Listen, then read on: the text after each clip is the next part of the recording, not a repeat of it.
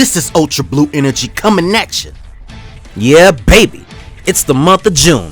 Summertime is officially here. And why not start it off by talking about our old man? Yep, we talking about our daddies, people. The greatest male figure to ever exist. Except that it's this guy, or even this guy.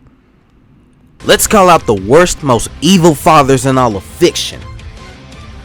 Let's get this thing going. The man that we all call father. The most important male role model to have in your life.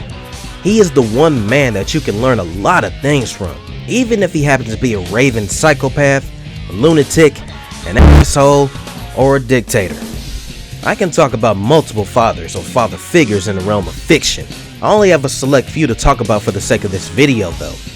I'll be talking about multiple evil dads, or just very bad dads, in terms of morality or how they treat their kids.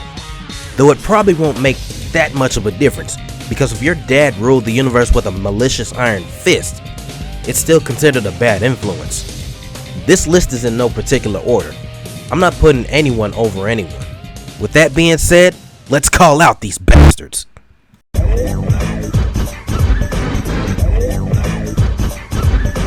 Let's kick things off with the most classic example of a bad father. When you think of the mad scientist, Dr. Victor Frankenstein comes to mind. In fact, he is the mad scientist. He's infamous for making the horror icon Frankenstein's monster, the monster from the result of creation gone wrong.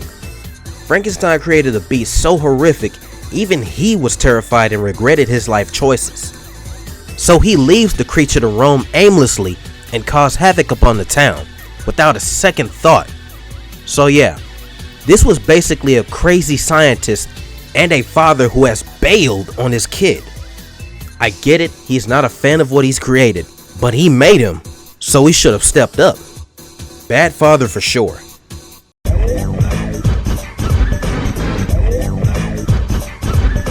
If you're not aware of the movie The Shining, first of all, welcome to Earth. You ought to know about that one reference that sneaks its way into every crevice of media. Jack Torrance ends up being the movie's main antagonist when he goes into a psychotic rage and attempts to kill his own family, which was probably caused by the influence of the house, or he's been keeping these emotions pent up for him for a long time. Even before the family went to the Overlook, this man wasn't that great of a dad, but he was trying. He was the type of dad who was trying to atone for his past misdeeds while having a bit of an alcohol problem. Maybe if this man chose a better vacation spot, he would have kept his sanity and the relationship with his family. Who knows?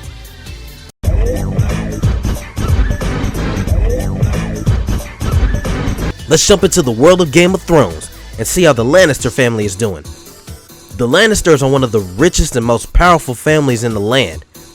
Here we meet TYWIN Lannister, eldest son of Tytos and Lady Jane, and a piece of shit father to Cersei, Jaime, and Tyrion Lannister. To start off, he gains wealth and destroys his enemies through political manipulation. A very ruthless man right off the bat. But let's talk about fatherhood now.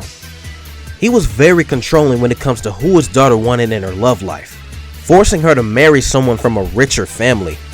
He also wanted his eldest son to inherit the Lannister dynasty, only to act like a hoe when he refused, and even tried to extort him to abandon his oaths.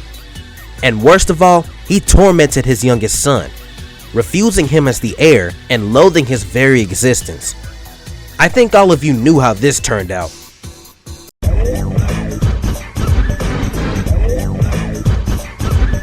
When talking about gods from mythologies, I gotta be specific on which media. For Odin, I'll be talking about the MCU version. As far as I know, the animated versions could have also been mentioned, but let's focus on an actor for now. Odin is the god of gods in the Norse pantheon, and father to Thor, and stepfather to Loki. Odin has had his better moments, but the stink of his misactions still foul up the place. He took Loki in as a tool for power over the Jotunheim. He also mistreated Loki from what I assume to be 1,000 years. He also banished both of his children, Loki because he was a mischievous freak, and Thor because he was boastful and arrogant. He still could have done a million other things, you know, being the god of gods. I guess even they aren't perfect. He does make up for it for his death. Oh, let me take that back, because he released Hela when he died. And that's Odin for you, ladies and germs. He won't be the last god I talk about on this list.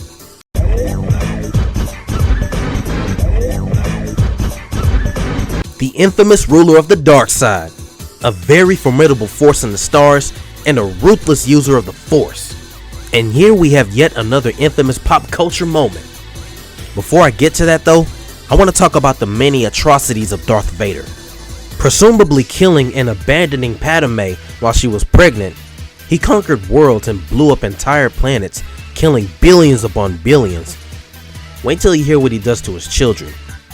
He kidnaps his own daughter in a plot to get Obi-Wan out of hiding, and he cuts off his own son's hand during their vicious encounter. Then the big reveal happens, a moment Luke would never forget for his entire life. No, I am your father.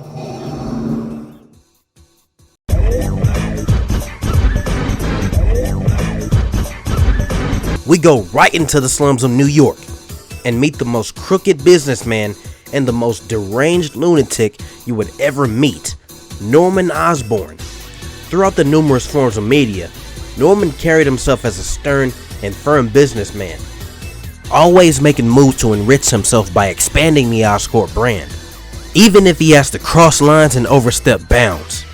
Nothing but the brand is important.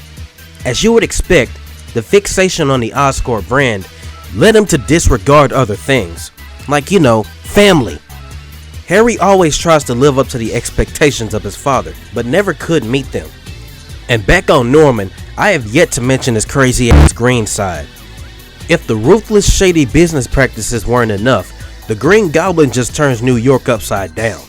Green Goblin is a psychotic, reckless force that would decimate anyone indiscriminately. This is the type of freak that won't stop until the whole world is on fire. What's worse is in at least a few iterations, his son still tries to follow his footsteps to get his attention, in the worst ways possible. This is taken like father like son to unprecedented levels.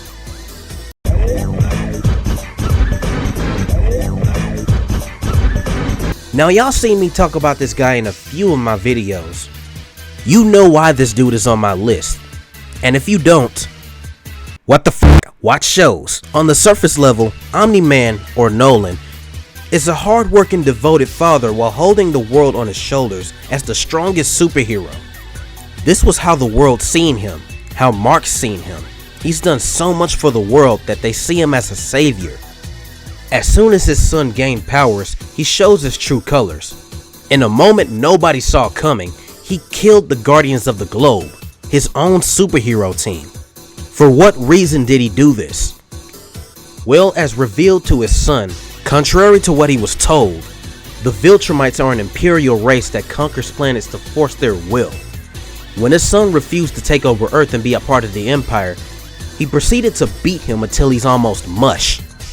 Omni-Man did have a brief change of heart, but all the things he done are forever, such as the fallen state of Omni-Man.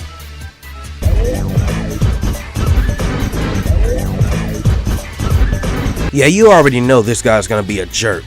Shao Kahn, the notorious final boss of Mortal Kombat. Shao Kahn is Emperor of Outworld and Conqueror of Worlds. He is as ruthless gets, all while laughing in your face. Kitana is Shao Kahn's daughter, and I say that in quotations. Kitana is a combatant of Outworld and always done what her father asked. Despite this, Shao Kahn still takes his daughter for granted. Even worse, he makes a new daughter and disowns Kitana. It is revealed that Shao Kahn isn't actually Kitana's dad, but kind of a stepdad. I might as well use that term loosely too.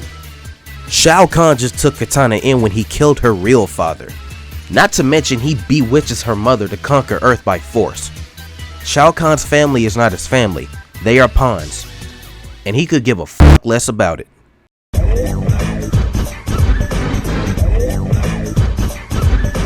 Moving on from one conqueror to the next, we have the Purple Nurple himself, Thanos is the cosmic tyrant of the Marvel Universe.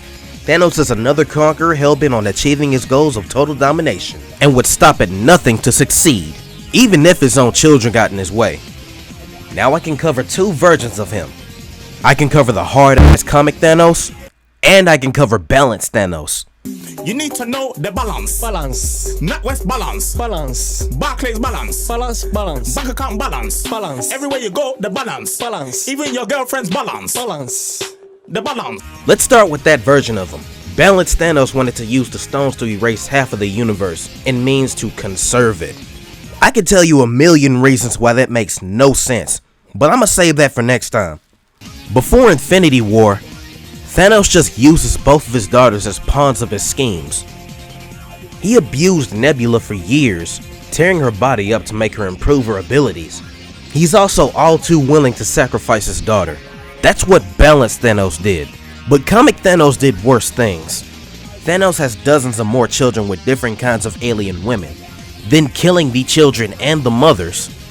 He also forces entire worlds to sacrifice their offspring. Not even other people's kids are safe. Hide your kids and wives. The Purple Titan is after them.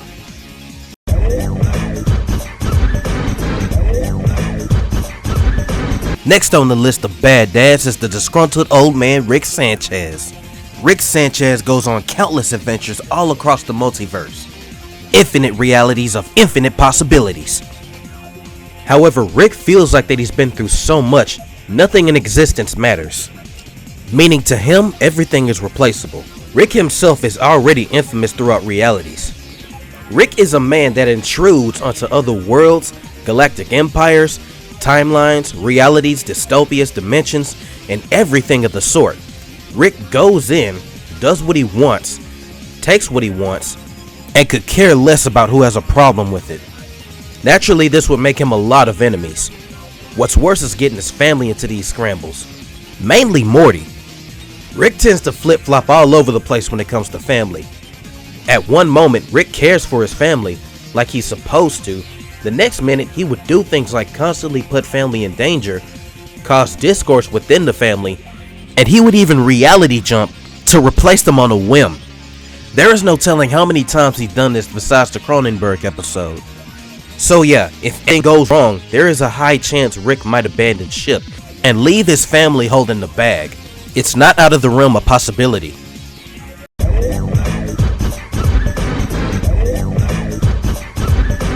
Here we talk about yet another god of gods.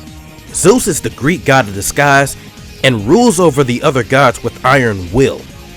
Following the Greek mythos, Zeus sits on the throne over all of Olympus, with his wife Hera by his side. Zeus is the father of 6 children: Artemis, Apollo, Hermes, Athena, Ares, and Aphrodite. Now, if you studied Greek mythology, you would know Zeus is a real piece of shit. First of all, he cheated on Hera numerous times with multiple women, even a couple of mortal women too. He treated his kids horribly too, in some instances using them as pawns or scapegoats, or not acknowledging their existence until they become some kind of hero to him. He even abused his children over petty quarrels. Yeah, Zeus isn't the best dad on Olympus, not by a long shot.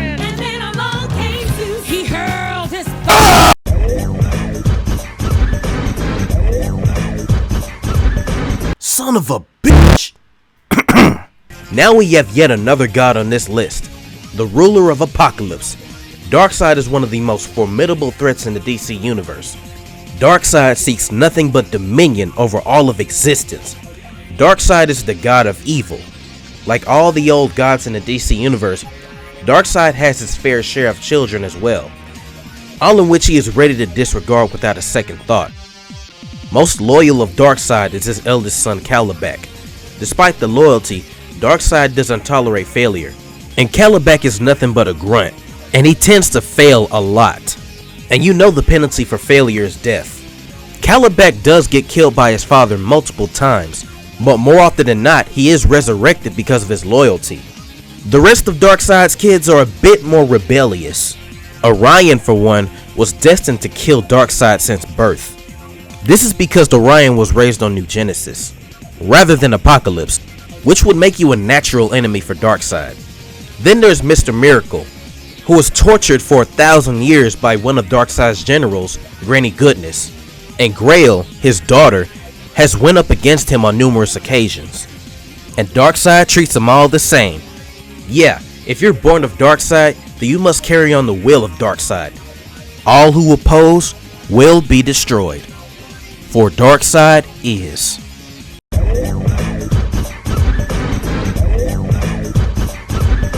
Man, there are a lot of gods on here. KRONOS is another figure from Greek mythology, called the King of Titans and the God of Time. Now, many of you know why I put this guy on the list, but if you don't, brace yourselves. KRONOS learned from Gaia and Uranus that one day his children would overthrow him. So to stop this prophecy from unfolding, he ate every child he ever had. Yep, this dude was straight up eating babies. Yeah. This was all put to an end by the goddess Rhea when she tricked him into eating a rock. She gives birth to the god Zeus, who in later years banished KRONOS and the Titans to the underworld, swallowing fucking babies because of paranoia. This guy deserves the pits.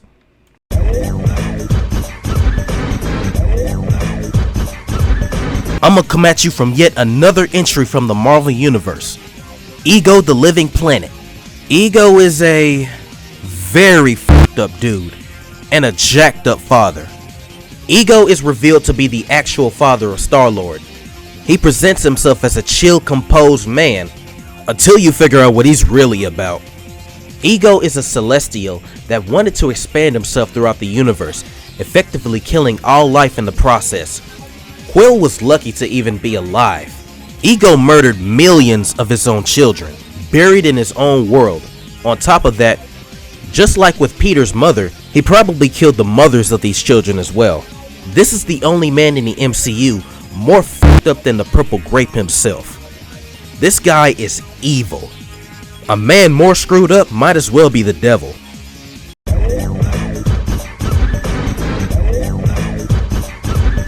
The father of Raven, and one of the deadliest, most powerful threats in all of comics. The demon Trigon, referred to as the worst of the worst.